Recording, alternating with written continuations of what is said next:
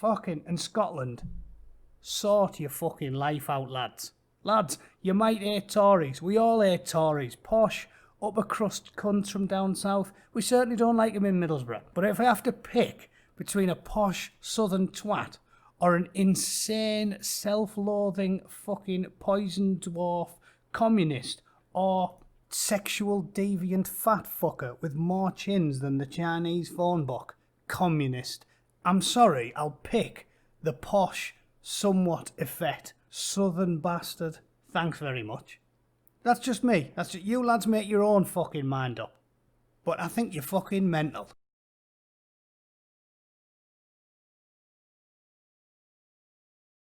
Afternoon, chaps. How's it going? Happy Friday. Yet another shocking terrorist attack today. Quicker than greased weasel shit. The poison dwarf, Nicola Sturgeon, and the Scottish police. These are the same police, by the way, that lock people up for tweeting, that arrest people for jokes, and sent a bloke to court because he called his ex-girlfriend's new boyfriend a fucking leprechaun. Yeah, you must have seen that story. Fucking Scotland, of all the places in the UK, Scotland is the most meme-worthy because Scotland let the SNP in, and that's a true story. Jason O'Toole writes a bit about it, laughing because a guy ended up in court. He got fined £280 for it, for calling him a fucking leprechaun in an aggressive email. Aye, they are aware with the fucking fairies, the Scottish government, and I understand it right. A nationalist party is popular with working class people because funny old thing, working class people think, controversial I know, that you should look after your own working poor before you start importing them from the fucking armpit of the world. Controversial, I know, but there it is. It makes sense, doesn't it? Because if you're a middle class arsehole and you've got tons of money and you live in a proper posh house, i.e. nowhere near fucking Middlesbrough, you know why they have the most asylum seekers? Well, I'll tell you why. Because posh fuckers who live in the home counties down south don't want to be near them.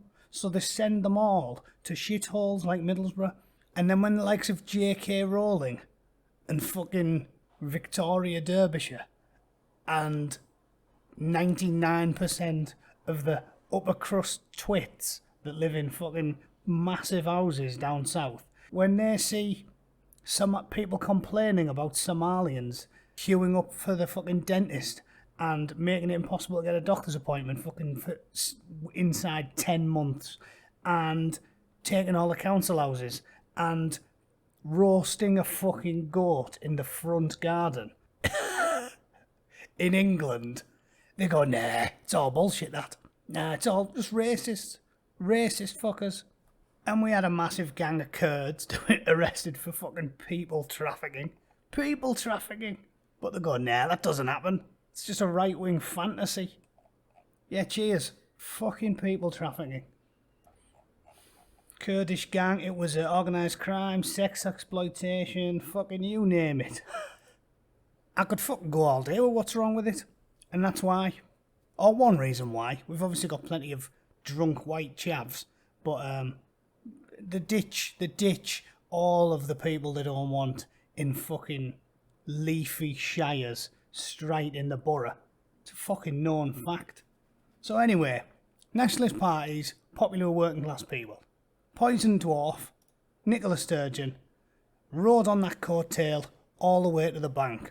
Working class Scots who get pissed off with rich cockney wankers running their country, or what they perceive to be rich cockney wankers running their country, voted in the SNP on the cause of, we'll fucking look out for you guys, fuck the English, they're all cunts, we're going to look after you boys, and it's going to be fucking rosy. And they've been in power for 10 years. And what a fucking shit show. It's the worst place in the fucking UK for authoritarian, overbearing, communist fucking diktats. Yeah, and every time you look at Police Scotland on Twitter, it's just, oh, we've arrested another man for being mean on the internet. Count Dankula was the famous one, but it's replete with this shit. Yeah, Vice loves it. Scotland's the most LGBT-friendly country in the world. Well, of course they are. But guess what? They're not the most don't get stabbed in the fucking face while you're having a pint country in the fucking world anymore, are they? I mean, it's unbelievable. Anybody who's not a madman has been talking about this for ages. Glasgow had its own problems anyway. When you just decide arbitrarily, oh yeah, well, we have to, no more borders, man. Yeah, got to help the world. Send them all in. You know, my mates in the car that were Scots, there's plenty of them, and I'm still in touch with plenty of them now. They used to joke and say, oh yeah, you know, there's not going to be any of that terrorist bollocks in Scotland, because we don't let in all these fucking people from the arse end of the world. You know, we don't have a big Muslim community. There's not going to be any terrorists in Scotland. Well, the fucking is now. Because Jimmy Cranky and the rest of the communist chums have done the fucking level best to import as many people from the third world as they can possibly squeeze into fucking Scotland. The figures are all there. Yeah. Most Scots think immigration's too high, but the SNP says it's welcome to all. Yeah. How many working class Scottish people do you think are behind the idea of Scotland being welcome to all? Oh, illiterate asylum seeker from Sudan who was impossible to fucking vet and we know nothing about, and he forged his papers and he came illegally and we don't know where he's from or what his background is or what he does, and it's impossible to verify any of it. Yeah, fuck it, let him in. Great idea. It says a friend of the victim watched in horror as his pal was knifed in front of him. An asylum seeker from Grenada has gone to the Park-Inn Hotel to pick up some baggie. When the attacker struck, he was screaming, help me, help me. So he's not a pasty ginger Scotsman, is he? He said there was blood everywhere, so much blood. He went on a violent rampage. Shabazz Al-Butt, a refugee living at the hotel, managed to leave but said he worried for his friends left inside and had no idea whether there'd been victims. So Shabazz Al-Butt, I reckon he's not a resident of Glaswegian as well. It's very serious and you have to wonder why this has happened. Well, I've got a theory for you. Are you ready for it? Because it's controversial. If you let young fighting age men from third world countries, many of which are predominantly Muslim and have less than a high school education, if you let lots of them into your country, shock horror, some of them will be bad people. Yeah? I know that's quite hard for you to believe if you're a member of the Scottish National Party, but that's the way it is. I wouldn't advocate letting in 100,000 fighting age men from fucking Scotland to California. If we had the same standards, if we didn't know what their education standards were, we didn't know if they had communicable diseases, we had no background information on them at all, we didn't know if they were criminals, we didn't know if they had a criminal record, and half of them didn't even have a high school education, I wouldn't recommend letting in 100,000 fucking Scotsmen. So is it wise to do it with unvetable, unknowable strangers from predominantly Islamic countries? Is it? Controversial? I don't think so. Nobody's saying we shouldn't let any immigrants in at all. Douglas Murray, everyone likes a bit of Douglas Murray, always on the ball, in his great book, said we can take some, but you've got to have a common sense approach, because when you have a common sense approach, they do integrate. When I was a lad, there wasn't that many asylum seekers, so they used to fit in really well. There was like 2 black guys in my entire high school when I was a lad in the 90s. And they fit in really well, they come, and everyone around them is English. So 10 years later, you've got well-adjusted English speaking. They even have a borough accent. But when you let in millions and millions of them, then you get Molenbeek, then you get Luton, then you get fucking ghettos where people are third generation and don't even speak the language. And this tweet's related to what's gone off in Glasgow. Douglas Murray, as predicted, almost defunct gay news site Pink News, currently has 3 attack pieces on J.K. Rowling on its front page and nothing at all on the 3 gay men stabbed to death on Saturday. Because if murder is politically incorrect, They don't want to tell you about it. Like, that's where we are. And they couldn't fucking report fast enough that it definitely wasn't terrorist. That was terrorism. That was the first thing they said. Well, I'll leave that up to you. It says the man's from Sudan, right? What do you think the demographics are in Sudan? Let's have a look, shall we? Oh, look, Republic of Sudan. The motto is "Victory is ours." Nice. That's peaceful sounding motto. And their anthem in English is "We are the soldiers of God, the soldiers of the nation." And, oh look, they had a caliphate, and we know what's coming already, don't we? We do. Sudan is 97% Muslim. Sufi and Salafi. It is more fucking Muslim than Muhammad's cock. That's how Muslim Sudan is. And he went mental and he stabbed the shit out of everyone. So you make your mind up. You can believe the poison dwarf and her communist chums, the same people that think it's a hate crime to call someone a leprechaun. You can think it's got nothing to do with Islam. And yeah, you can do that. And tell you what else you can do? You can take your head for a shit. Because that's what you need to do with it. Because it is full to the fucking brim of dog shit if you think that this had absolutely nothing to do with the religion of pieces. That's pieces, not peace. Pieces.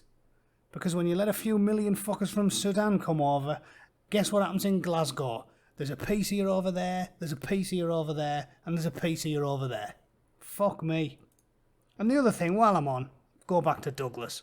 Listen, politically incorrect murders, they don't want to talk about them. They want to talk about the far right. They love talking about far right extremism on the BBC. You would think it was as common as muck, the way they talk about it.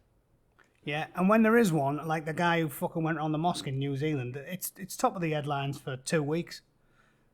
Because they're trying to skew the data. But the problem with data is, it doesn't like being skewed. It doesn't do what it's told. And they talk it up as best they can. They talk up anything potential, anything. It could be a bloke in the pub says, "Oh, you know what, we've definitely got too many immigrants. I'd fucking love it if some cunt just blew up the Channel Tunnel." They'll go, "Alright, there's another one, mark it down." But what does the data say?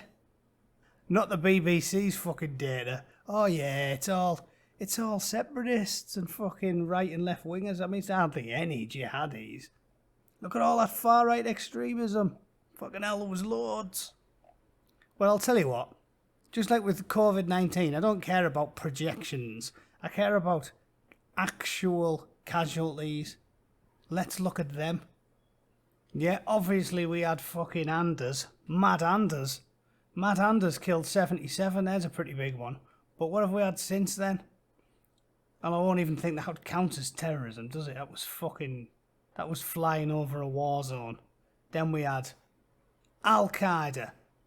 20 fucking dead. 12 dead in Ukraine. Then we had Paris attacks. Islamic State. 138 dead. Then we had Brussels. Islamic State. 35 dead. Then we had the Nice truck attack. 87 killed. 434 injured. Islamic State.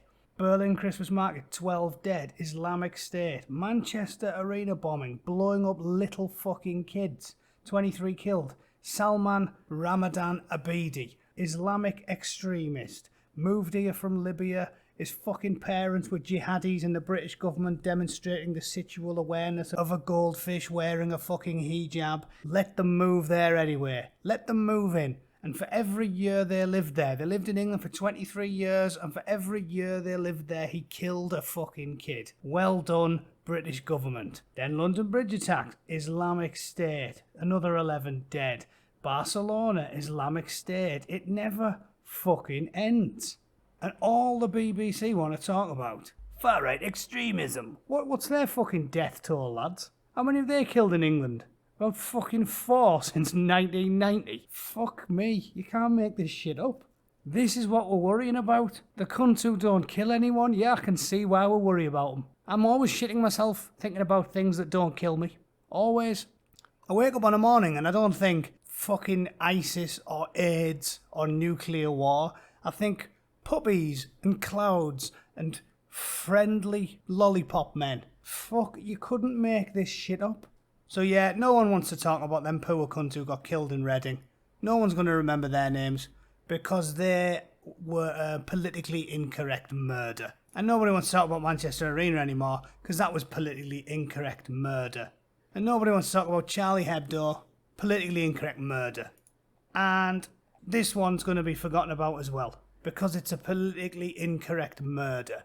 Whether or not he's a jihadi or not, even if by some miracle they're being honest and he wasn't a jihadi, it's a politically incorrect murder because the guy that did it wasn't called Hamish McTavish and his fucking mate that watched it wasn't called Jock McTatty.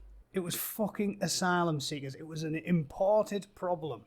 I am cool with some immigration, of course. Every normal, centrist person, normal working class bloke who goes to school with fucking people from every shape and size, they don't care that much about immigration. That's why so much of it's gone on. Because they're the ones who go to school with and hang out with the little fuckers. They don't care, but they do care about the safety of the children. And if you can't guarantee it by vetting them like we used to do when the world was sane, sorry, but you err on the side of caution. They do it in fucking America. They almost didn't let my mate in America because he had a fight in a bar when he was 18 and he got a caution. And it came up on his police background check and they went, whoa, hang on, you might be a bit violent. And then it was touch and go before he got his green card. And we let in people who you know nothing about and you can know nothing about. What's sensible about that? And is it illogical and right-wing to worry about it when innocent people get murdered as a result? I'm not saying don't let anybody in. What I'm saying is let people in, but at least do basic checks. And if you can't guarantee the people's safety, err on the side of caution. Fucking Daniel there and Shazad Al-Butt, they might be nice lads, they might be. But if we can't get a thorough background check done, confirm they've at least had a decent education and are more than likely going to be decent, upstanding, tax-paying citizens, sorry, but the door gets slammed shut. You go, sorry lads, listen, I know it's tough, but these are trying times. There's a lot of innocent women and kids and fucking babies getting blown up and scattered across the front of the fucking Manchester Evening News Arena. Sorry, you're just going to have to err on the side of caution. Sorry, mate, sorry. It's not personal. Done. What's hard about that? And why is that problematic? Offer it to someone who we can fucking vet. If you're so desperate to get more diversity, even though, frankly, I think, of course, we all like diverse cultures. I do. You know, I've travelled all my life. I went to Japan, I went to Spain, France, I've been to Senegal, I've been to Australia, New Zealand and Singapore. I've been all over the place. I like travelling, I like eating new food. I loved it in Japan. Everyone likes a bit of culture. But we have got plenty of it. It's not like if we let in some more people from Sudan, they'll be the first fuckers to ever show up in Britain. And we'll go, whoa, where the fuck are you from? And he's going to suddenly enrich us all with loads of mad shit we've never even heard of before. Whoa, what's this weird shit you're feeding me and this weird music you're listening to? No, we've pretty much got it all now. Maybe the first 500 Afghans into England, we went, whoa, look at all this new shit. But trust me, we've got it now. We have got maximum enrichment. Thanks very much. If you've got any concerns about anyone, like Daniel or Shazad, then let's let in two Indians who've got a good education and have clean backgrounds and we can check they haven't got a criminal record. Let them in. I'm not saying I want to fucking close down all the borders and not let any cunt come in. But if you can't absolutely guarantee people's safety, fucking, are you kidding me? Letting in people from Sudan who burned the passports before they arrived. It's madness. Madness. It's got nothing to do with racism or bigotry. It's about not wanting to see children get scattered up the fucking street. Right? Tell me if you think I'm being irrational or illogical or unfair. Please. Fucking, and Scotland, sort your fucking life out, lads. Lads, you might hate Tories. We all hate Tories. Posh, upper crust cunts from down south. We certainly don't like them in Middlesbrough. But if I have to pick between a posh southern twat or an insane, self-loathing, fucking poison dwarf communist or sexual deviant fat fucker with more chins than the Chinese phone book. Communist. I'm sorry, I'll pick the posh, somewhat effete, southern bastard. Thanks very much. That's just me. That's just, you lads make your own fucking mind up. But I think you're fucking mental. If you'd had a Conservative government for the last 20 years, do you think you'd be locking people up, fining people, arresting people for calling some cunt a leprechaun? Do you? Because there's one country that's the biggest joke out of everyone in the UK at the moment, and it's fucking Scotland. So you boys have a fucking word with yourselves. Fuck me. If you fuckers go independent and just start letting in 100,000 people from Sudan every single year, I'm sorry, I'm going to fucking instigate a border control. We're going to man Hadrian's Wall with tanks and 1,000 fucking Royal Marines. And, sorry, but you're not coming in, you cunts. We can't trust you. I want fingerprints on Hadrian's Wall. Just line up some tanks, have a load of blokes. I mean, it's going to be non-lethal. We don't want to be harsh to our Scottish neighbours. But we'll have a few thousand soldiers with broom shanks with fucking boxing gloves taped on the end. And we'll just push you away. Ugh. Just fuck off. Fuck off, lads. Go eat neeps and tatties in the fucking islands. Because, sorry, we just can't trust you. Most of you might be alright. But there's going to be a few of you mad cunts who want to blow every cunt up. Because you just opened the fucking floodgates to the armpit of the world. So tough titty. Tough shit, lads. You best stay fucking put, hadn't you? And that's all I've got for today.